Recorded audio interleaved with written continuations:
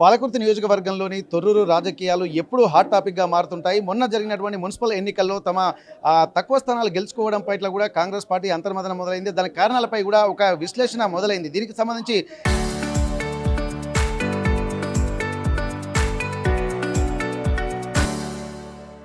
ఇక్కడ పోటీ చేసినటువంటి అభ్యర్థులు కూడా దానిపై ఒక సమీక్ష నిర్వహించుకున్నారు. ఆ తర్వాత దానిపై జరిగినటువంటి సమీకరణలు కూడా చర్చించుకుంటున్నటువంటి సమయంలో అసలు ఏం జరిగింది, ఇక్కడ ఎమ్మెల్యే స్థానాన్ని గెలుచుకున్నటువంటి కాంగ్రెస్ పార్టీ ఇక్కడ మున్సిపల్ ఎన్నికలకు వచ్చేసరికి ఎందుకు వెనుకబాటుతనానికి గురైంది అన్నటువంటి విషయాలపై కూడా చాలా డీప్ అనాలిసిస్ చేస్తున్నారు. స్థానికంగా ఉన్నటువంటి కాంగ్రెస్ నేతలు కూడా ఇప్పుడు వారు ఏం చెప్తారు, దానిపై వాళ్ళకు ఒక వచ్చినటువంటి అవగాహన ఏందో తెలుసుకునేటువంటి ప్రయత్నం చేద్దాం. సార్, ఇప్పటి వరకు తొర్రూరు రాజకీయాలు అనేది ఉమ్మడి వరంగల్ జిల్లాలో ఒక ప్రధాన ఆసక్తి రేకించినటువంటి పరిస్థితి. మన మున్సిపల్ ఎన్నికలు ఎక్కడ లేని విధంగా రాష్ట్ర చరిత్రలో కూడా ఒక చర్చనీయాంశంగా మారినటువంటి పరిస్థితులు ఉన్నాయి. మరి తొర్రూరులోనే ఎందుకు ఇంతటువంటి పరిస్థితులు వస్తున్నాయి, అసలు తొర్రూరులో జరుగుతున్నటువంటి పరిస్థితులు ఏంది, రాష్ట్రం అంతా ఒక కాంగ్రెస్ హవా నడుస్తున్నటువంటి సమయంలో తొర్రూరులో కూడా ఒక బలంగా ఉంటుందన్నటువంటి విశ్లేషణలు కూడా మారాయి. ఇక్కడ రెబల్స్ కూడా ఇక్కడ మనకు అనుకూలంగా మారాలన్నటువంటి నేపథ్యంలో ఒక్కసారిగా కాంగ్రెస్ పై కూడా అంచనాలు పెరిగినటువంటి నేపథ్యం. అయినప్పటికీ కూడా కొద్దిగా తక్కువ స్థానాలు గెలుచుకోవడాన్ని ఎట్లా చూస్తున్నారు? మీకు ఉన్నటువంటి సమాచారం ప్రకారం, మీ అనాలిసిస్ ప్రకారం ఎక్కడ దీని యొక్క వెనుకబడడానికి గురైంది?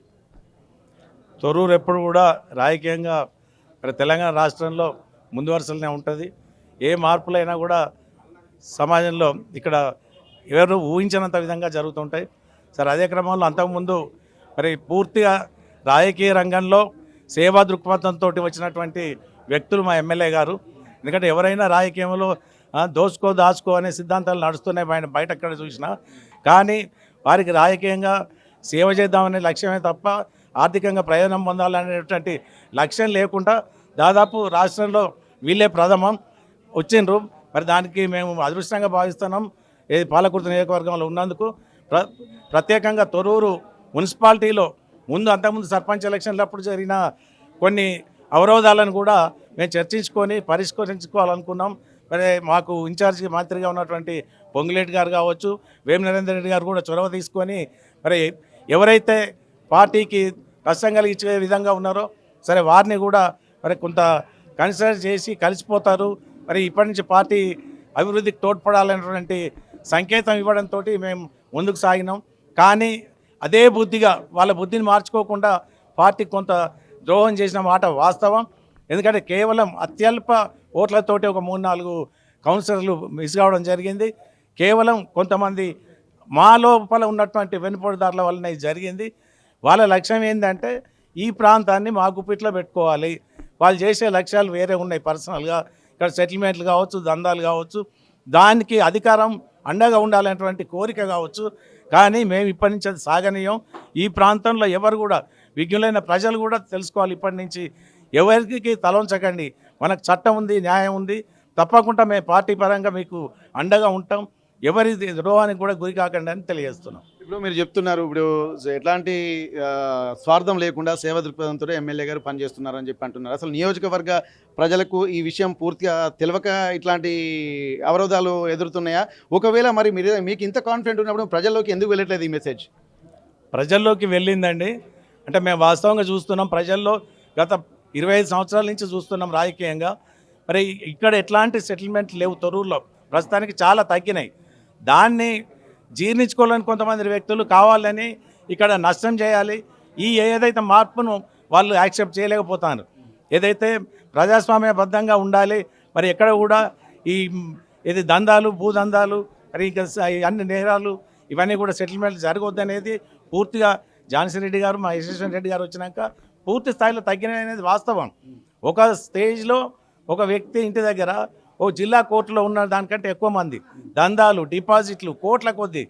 మరి అంతకుముందు ఒక నాయకుడు ఇచ్చిన అవకాశంతో మరి దాదాపు 10-20 కోట్ల రూపాయలు సంపాదించి ఈరోజు ఒక ప్రైవేట్ మూటాగా తయారై మరి ఒక పార్టీనే దెబ్బతీసే విధంగా అక్రమంగా సంపాదించిన డబ్బులతోటి ఒక్కో వార్డులో 10 లక్షలు 20 లక్షలు ఎదురుపెట్టి మా వ్యక్తులను ఓడించడానికి ప్రయత్నం చేసినారు. కారణం డబ్బులే. ఇక వాళ్ళను ఇట్లాంటి దందాలు చేయడానికి మేము సహకరించాం. ప్రజల్ని కూడా మేము ప్రజలకు అండగా ఉంటాం. ఎవరికి ఎక్కడ కష్టం వచ్చినా కూడా మేము మా నాయకత్వం సహకారంతో మేడం సహకారంతో మేము ముందుకు పోతాం. ఓకే, ఈసారి మున్సిపల్ ఎన్నికల్లో చాలా రాజకీయ సమీకరణలు జరిగినాయి. ఇటు కాంగ్రెస్ పార్టీ కానీ, బీజేపీ పార్టీ కానీ, బీఆర్ఎస్ పార్టీ కానీ, లెఫ్ట్ పార్టీస్ కానీ, ఇక్కడ ఏంటంటే పార్టీలకు అతీతంగా కూడా గెలిపే లక్ష్యంగా సమీకరణలు జరిగినాయి. ఇక్కడ మీ దగ్గరికి వచ్చేసరికి కూడా ఏంటంటే రెబల్స్ చాలా క్రియాశీలకంగా అటు సర్పంచ్ ఎన్నికలు కావచ్చు, ఇప్పుడు మొన్న జరిగినటువంటి మున్సిపల్ ఎన్నికలు కావచ్చు, రెబల్స్ కీలకంగా మారుతున్నారు. అట్లాంటి రెబల్స్ అందరూ కూడా ఇప్పుడు మా వైపే ఉన్నారని కూడా ధీమా కాంగ్రెస్ పార్టీ వ్యక్తం చేసింది.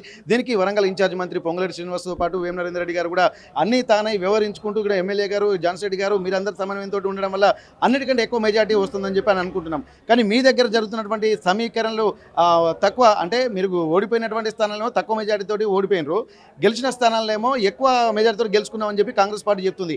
మరి ఈ సమీకరణలని రేపు భవిష్యత్తులో రాబోయే ఇప్పుడు ఎంపీటీసీ ఎన్నికలు అలాగే జడ్పీటీసీ ఎన్నికలు కూడా రాబోతున్నాయి. దీనికి సంబంధించి ఏదో ఒక పూర్తి స్థాయి ఎన్నికలు కూడా అయిపోయేటువంటి అవకాశం ఉంది. మరి ఈ దాంట్లో ఎట్లా ముందుకు వెళ్ళబోతున్నారు, అట్లాంటి వాటికి ఎట్లా చెక్ పెట్టబోతున్నారు? తప్పకుండా వచ్చే ఎన్నికలను ఈ అనుభవాన్ని కూడా దృష్టిలో పెట్టుకొని ఇట్లాంటి పొరపాట్లు జరగకుండా మరి ఇట్లాంటి దుర్మార్గులకి బలి కాకుండా చేయడానికి ప్రయత్నం చేస్తాం. పూర్తి స్థాయిలో మా తొర్రూరు మున్సిపాలిటీలో కాంగ్రెస్ పార్టీకే మెజార్టీ ఓట్లు పడ్డాయి. టోటల్గా చూస్తే కొన్ని ఒక 3-4 వార్డులలో స్వల్ప మెజార్టీతోటి ఓట్లతోటి ఓడిపోవడం జరిగింది. వాళ్ళు అంతవరకు చేయగలిగింది. కానీ తొర్రూరు చైర్మన్ పీఠాన్ని కాంగ్రెస్ పార్టీకి రాకుండా చేసే ప్రయత్నంలో మాత్రం ఖచ్చితంగా విఫలమైనరు. అది మా పార్టీ విజయం. ఇప్పుడు కొందరు అంటారు కదా, మన ఈ ఇంటి దొంగ ఈశ్వరుడు పట్ల అని చెప్పి సొంత పార్టీలు ఉన్నటువంటి వాళ్ళే ఎక్కువగా కొంత ఇబ్బందికర వాతావరణం సృష్టించారని చెప్పి అంటున్నారు. ఇప్పటికీ ఐడెంటిఫై చేశారంటే ఎలా చెక్ పెట్టాలో అలా చెక్ పెడదాం అనుకుంటున్నారు. మరి వాళ్ళకి మీరు ఇచ్చేటువంటి మెసేజ్ ఏంటి? ఎందుకంటే ఇక్కడ వ్యవస్థను కాపాడాలనుకుంటే కూడా ఒక స్ట్రాంగ్ ఎన్వైర్న్మెంట్ కూడా క్రియేట్ చేయాలి కదా. మరి మీ ఎమ్మెల్యే గారు కానీ, మీరు కానీ, మీ టీం కానీ రాబోయే రోజుల్లో ఎట్లా దానికి చెక్ పెట్టాలనుకుంటున్నారు? వాళ్ళకి ఏం మెసేజ్ ఇస్తారు? వాస్తవంగా మా నాయకత్వం, మా యశస్వి రెడ్డి గారు కావచ్చు, ఝాన్సీ రెడ్డి గారు కావచ్చు, ఇట్లాంటి వాటికి సెటిల్మెంట్లకు కానీ దందాలకు దౌర్జన్యాలకు పూర్తి వ్యతిరేకం. వాళ్ళు ఒక 1% కూడా యాక్సెప్ట్ చేయరు. వాళ్ళ అధికారులకు కూడా నిత్యం చెప్పేది, ఎవరైతే బాధలతోటి వస్తారో వాళ్ళకి సహకరించండి, చట్టం ప్రకారం చేయండి అని చెప్తారు తప్ప ఇక్కడ ఈయన నా మనిషి, ఈయన చెప్పినట్టు వినండి అని ఎక్కడ కూడా అట్లాంటి చేయరు. కాబట్టి ముందు ముందు కూడా ఇంకా ప్రజలకు పూర్తిగా దీనికి తెలుసుకోలేకపోతున్నారు. సామాన్యులు ప్రజలు అందరూ కూడా ఒకటేసారి ఇంత రాదు, పాత పద్ధతులనే కొంత పోబోతున్నారు. అందరినీ కూడా సమన్వయపరిచి పూర్తి స్థాయిలో అందరికీ న్యాయం జరిగేలా చేస్తాం. Thank you sir. ఇప్పటి వరకు ఒక సేవే దృక్పథంగా ఇక్కడ వెళ్తున్నటువంటి నేపథ్యంలో ఒక సర్వీస్ యాక్టివిటీస్ను దృష్టిలో పెట్టుకుని తొర్రూరు నియోజకవర్గానికి కూడా అంటే పాలకుర్తి నియోజకవర్గం, అందులో ముఖ్యంగా తొర్రూరు కూడా ప్రధాన రాజకీయాలకు కేంద్రంగా ఉంటున్న తరుణంలో ఇక్కడ పూర్తి కాన్సన్ట్రేషన్ కూడా తొర్రూరు అలాగే పాలకుర్తి నియోజకవర్గం అభివృద్ధి మీద పెట్టినటువంటి నేపథ్యంలో ఇక్కడ కొంతమంది స్వార్థ ప్రయోజనాల దృష్ట్యా తమ పార్టీలో చిచ్చుపెట్టేటువంటి ప్రయత్నం చేస్తున్నామని చెప్పి అంటున్నారు. అందుకే కొన్ని సీట్లు తక్కువ స్వల్ప మెజార్టీతో ఓడిపోయాము, అందువల్లనే చైర్మన్ పీఠానికి కొంత కష్టపడాల్సి వచ్చింది. అయినప్పటికీ కూడా ఇక్కడ చైర్మన్ పీఠాన్ని దక్కించుకోవడంలో సఫలీకృతమయ్యాము. రాబోయే ఎంపీటీసీ జెడ్పీటీసీ ఎన్నికల్లో కూడా ఖచ్చితంగా తమ ప్రతాపం చూపిస్తాము.